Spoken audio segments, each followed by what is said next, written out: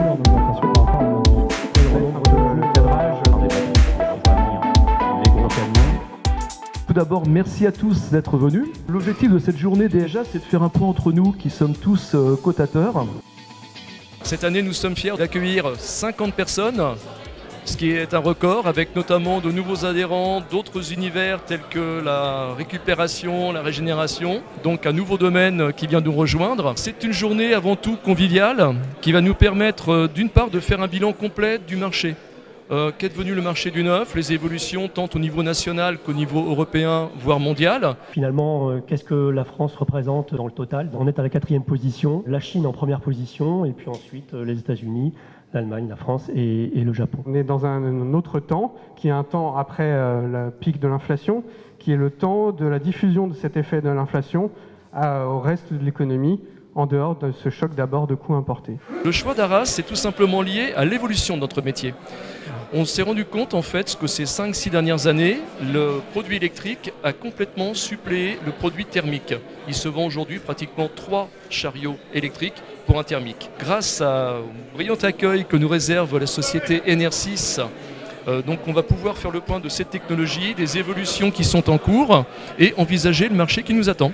Donc c'est celle qui nous intéresse un petit peu plus aujourd'hui, c'est tout ce qui est l'activité, tout ce qui est batterie, donc dans les chariots élévateurs, les nacelles élévatrices et tout ce qui est nettoyage des sols. Donc dans le cadre de la montée du chariot électrique par rapport au chariot thermique, donc la bascule vers l'électrique, nous avons été invités par Argus Chariot à venir présenter les différentes technologies de batterie et à faire une visite de l'usine de notre site d'Arras pour présenter donc nos productions plomb pur et batterie lithium.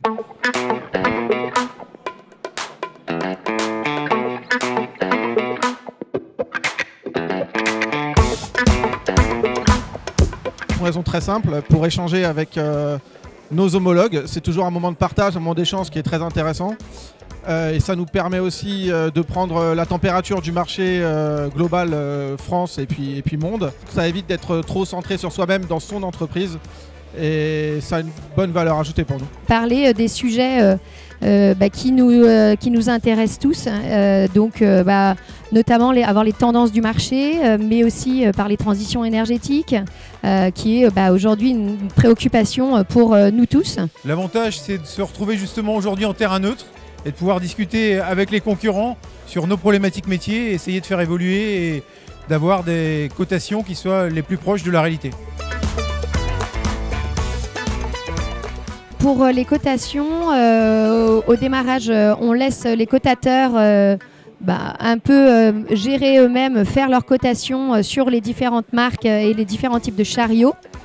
Et ensuite, on fait une mise en commun, non pas pour s'aligner, mais plutôt pour vérifier qu'il n'y ait pas un décalage sur un type de matériel pour un cotateur. On a un peu hiérarchisé les marques sur le marché, aussi par rapport à ce que ça peut valoir même en neuf.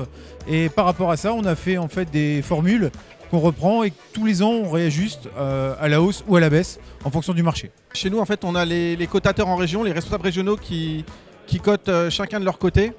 Et ensuite, on a un comité de pilotage en centrale. Donc, on fait remonter toutes les cotations de nos cotateurs en région. Et on fait une validation en centrale export pour vérifier quand même qu'on n'a pas trop d'incohérences entre les cotateurs. Alors, normalement, il n'y en a pas, mais ça peut arriver. Et ensuite, on envoie tout ça directement à l'Argus Chariot. Donc, l'intérêt, en fait, pour les clients et surtout pour nos commerciaux qui expliquent justement cette valorisation et cette cotation, c'est d'expliquer un peu pourquoi on donne telle ou telle valeur par rapport à tel ou tel critère en fonction du marché. La cotation est très importante puisque on fait des reprises auprès de nos clients et c'est aussi important pour le métier de responsable occasion et notamment ceux qui sont novices pour pouvoir un petit peu comprendre le marché. Ça permet de fournir aussi au marché, et c'est très important, et fournir aux clients éventuellement qui voudraient regarder le prix du marché, une valeur qui est efficace pour toute la France.